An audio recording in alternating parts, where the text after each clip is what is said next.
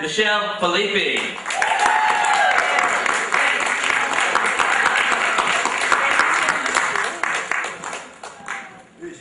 Hello. Where's the light? I'm here. How are you? Thank you so much for coming once again to Cinema Dos, number 2. And thank you, Hal, for that exotic presentation, right? And but I can't see anything. I want to see the public. Ah, okay. Much better, much better. I want to say hi to everybody. Thank you again for coming, supporting me. And I want to thank, as usual, all the volunteers that make all this possible. Yes. And our technical director for the first time here, Lenny. And of course our girls that will be helping out today, Christina, one of our interns, and Debbie with the raffles. So first of all, do you remember what I did last time? What? The crepes, exactly. So to begin the night, since the volunteers did not keep the tickets, I'm going to do a trivia question for the first one to see if you all remember for last time's cooking class. And so how did the crepes originate? Does somebody remember that? Okay. Somebody raise your hand, please.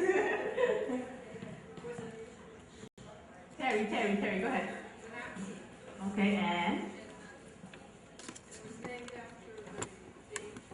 Exactly, Suzette. So by accident, this maitre d' in a restaurant in Monaco, he was cooking a dessert and it went into flames. So the king thought it was, meant to be, but it wasn't, and it was named after the date of the king, Crêpes Suzette. So since Terry, got it, Christina's going to give her our first prize of the night, and it is.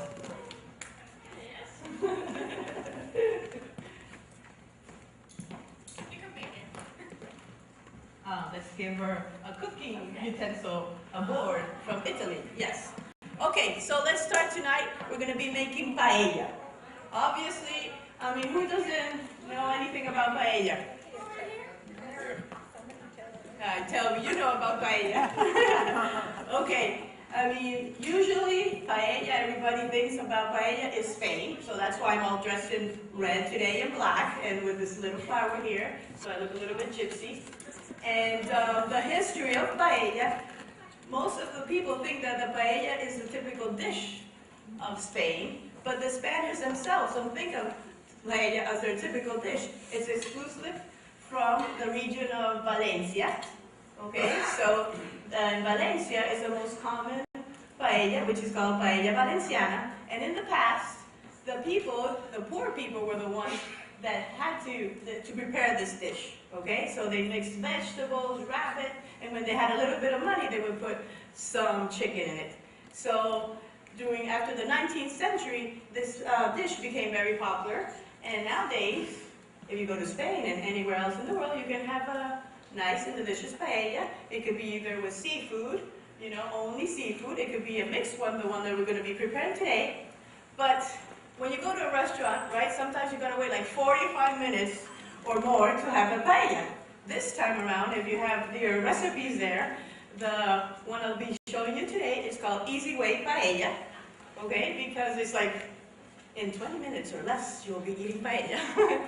And so I want to first volunteer to come and help me out to start our cooking class demo to see, please, does anybody want to come and help me today? Raise your hand. Okay, come on. Thank you so much. So, first of all, let's put her the apron. And remember last time we had hand sanitizer? This time we have gloves. So, be careful. Don't sue us, please. Thank you. And your name. And thank you very much for coming. And here are the gloves. I'm also going to wear the gloves.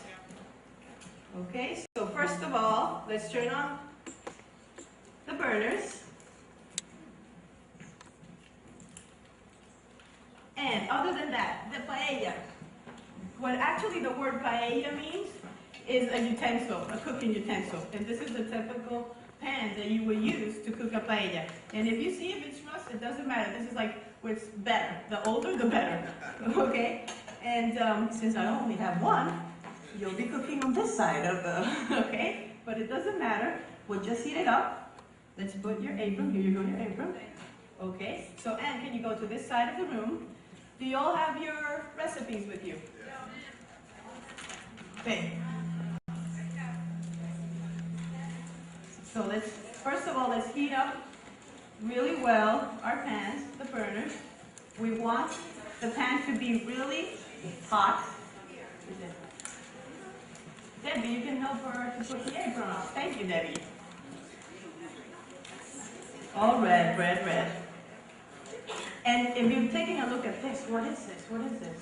Since it's going to be so easy to make this paella today, I'm also giving, I threw in a bonus recipe for all of you. It's called a gazpacho shot. Okay? Usually gazpacho is another typical dish from Spain, and they have it during the summer with, you know, such hot weather, right? They have this cold soup, and they blend together peppers, tomatoes, onions. But this time around, I'm going to be serving it as in a shot with a little bit of vodka. So you can all taste it. Sorry about that. Okay, so let me put my apron, and let's start then heating up really well. And let's put some oil in it. Here you go, Anne. You know what? I'm not going to use the apron, but I will use.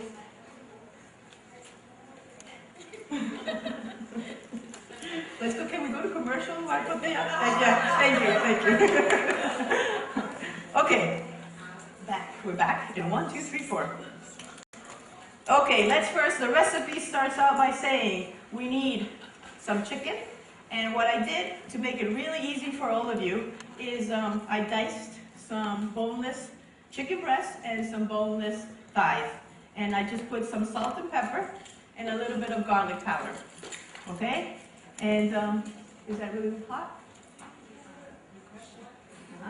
Is it on high? Must be on high. Okay, so half for you and half for me. So let's start because that's the only thing that's going to take longer to cook. Because what I use as a seafood is those seafood mixed bags that they sell. Oh, it's hot enough. Okay. Let's start with that, and this is half for you. Okay, you know those seafood bags that they sell at the supermarket? So you don't have to, like, you know, peel the shrimps, you don't have to peel the lobster or the clams, so quite simple. So that's why it's an easy way paella. You just have to, like, stir fry everything, cover it, and wait like 20 minutes until it's done. The trick, though, is remember, if you cook for long, any type of seafood, it would get chewy, right? So that's the last thing I'm going to add to the paella, okay? When like the last 10 minutes, I'll just throw it in with the rice, and then everything is going to be cooked evenly. And instead of using the typical rice for paella, another tip I'll be using is parboiled rice, okay? So that's why it takes even quicker to prepare the paella.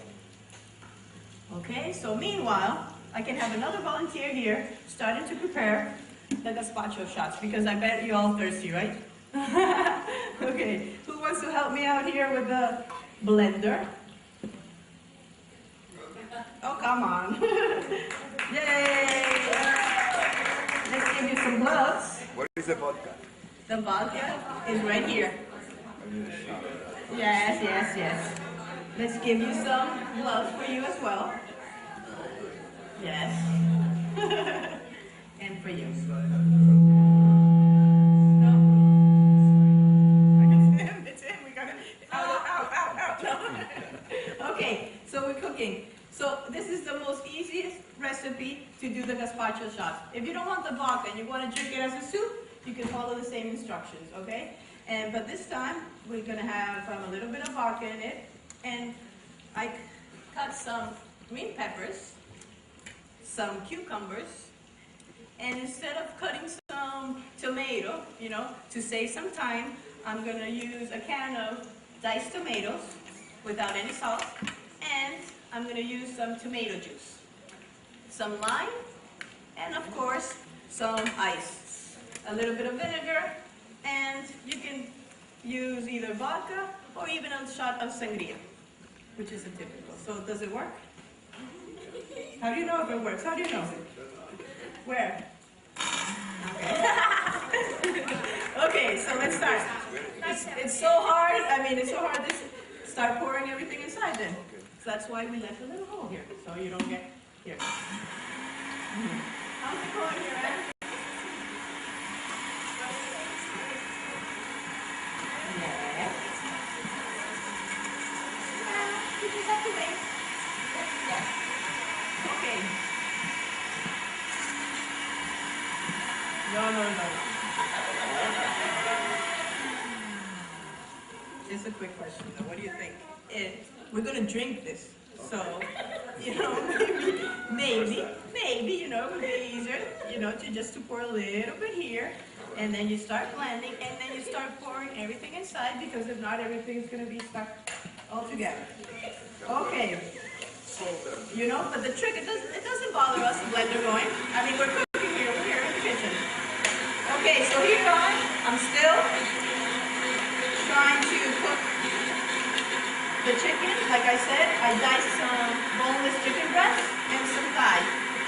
The real paella has the whole chicken cut into pieces, okay? But to make it simpler for all of us and bite-sized, you know, more comfortable for everybody, I decided to do it boneless and skinless. Yes. Yes, squeeze it. You know what? The recipe says an ounce of vodka, but, you know. Oh my God. Okay. And ice. Very important, the ice. Did you put cucumber in it? Let's continue here.